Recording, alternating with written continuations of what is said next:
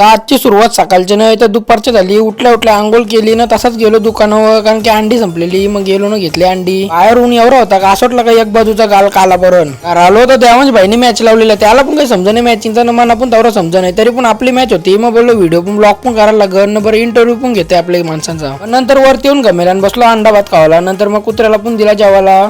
मग परत बसलो चिकन भात खावाला. मम्मीच गेली मामाशे तर सगळी चादरी बिद्रीपासून सगळी कामं भाऊसूच करतं. याला पाणी सांगलेला मला वाटलं का घेऊन येणार, पण आला घेऊन जीवता आहे, पण कुत्र्यासारख्या भांडणं असतात मागं.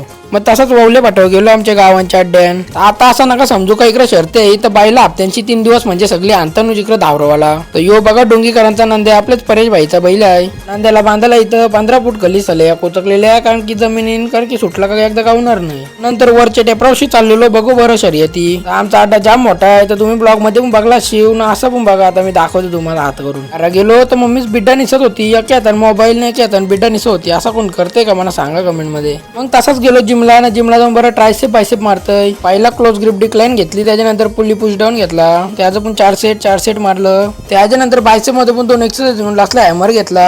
हॅमर होतात नंतर जिम संपवली ना, बरं आता घरात जातय. घरा गेलो ना जेवलो, त्याच्यानंतर टोपशी घासायला लागन म्हणून पेला होता, त्यानंच गरम केला दूध. नंतर ब्लॉग एडिट केला. तर चला आजच्या ब्लॉग मध्ये एवढा. जर ब्लॉग आवडत असतील तर लाईक शेअर फॉलो सबस्क्राईब करा. तर भेटू त्याच्या नवीन ब्लॉग मध्ये.